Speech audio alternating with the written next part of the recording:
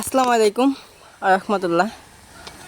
তো আমার চীনা হাঁসগুলো সেগুলো আজকে বের করে দিয়েছি বিকেল টাইমে। তো আজকে আবহাওয়াটা একটু ভালো, সকাল সকাল দুপুরেও বৃষ্টি হয়েছে, জুমার নামাজের সময়ও বৃষ্টি হয়েছে। তো এখন আর বৃষ্টি নাই, দেখলাম যে আকাশটাও পরিষ্কার। এখন জানি না রাতে বৃষ্টি হবে কি হবে না। তো সেক্ষেত্রে ভাবলাম যে যেহেতু আর 7-8 দিন ফার্মের ভিতরেই থাকে, ওরা পুরোপুরি একদম হয়ে গেছে, মানে বাইরে বেরোয়ার জন্য একদম পাগলের মতন হয়ে যায়। তো আমি বাড়িতে এইমাত্রই আসলাম, আসলে এগুলো একটু বাইরে বের করে দিয়েছি। তো আমি কিছু ধান ছিটাই দিছি, সেইগুলোই খাওয়া দাওয়া করতেছে।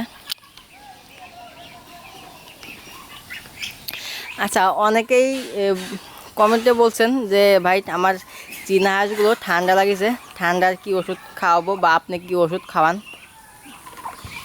তো দেখেন, আমার হাঁসগুলো খুবই কম ঠান্ডা লাগে, ঠান্ডা লাগে না বললেই হয়। যখন ঠান্ডা লাগে সেই ক্ষেত্রে আমি আপনার শেফা ওয়ান নামে একটা ওষুধ পাউডার আছে, ওটা খাওয়াই। আর আপনার হচ্ছে গিয়ে একটা বড়ি দেয়, ওই বড়ি খাওয়াই। তো ঠান্ডা লাগার মূল কারণ হচ্ছে গিয়ে এখন বৃষ্টির সময়, বৃষ্টিতে ভিজলে ঠান্ডা তো লাগবেই।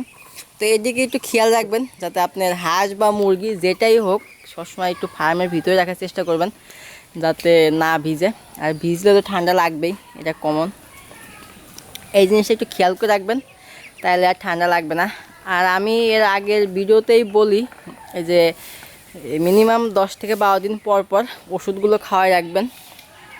আপনার ঠান্ডা এক কথায় ইরোকট যে পাউডারটা আছে, ওই পাউডারটা যদি আপনি 12 দিন পর পর খাবারের সাথে হোক আর পানির সাথে হোক মিক্স করে খাওয়াই দেন, তাহলে ঠান্ডা বা যে কোনো রোগ থেকে ওরা পুরোপুরিভাবে সেফটি থাকবে। এই জিনিসটা রাখবেন। আর বিশেষ করে সেটা হলো ফার্মের ভিতরে বাইরে পরিষ্কার। এই 3টা জিনিস যদি মেনটেন করে চলা যায় তাহলে আমি মনে করি যে সব কিছু ঠিকঠাক থাকবে, হাঁসের কোনো ক্ষয়ক্ষতি হবে না ইনশাল্লাহ।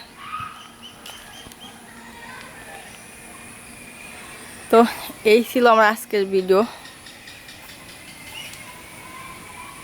সবাই ভালো থাকবেন, সুস্থ থাকবেন।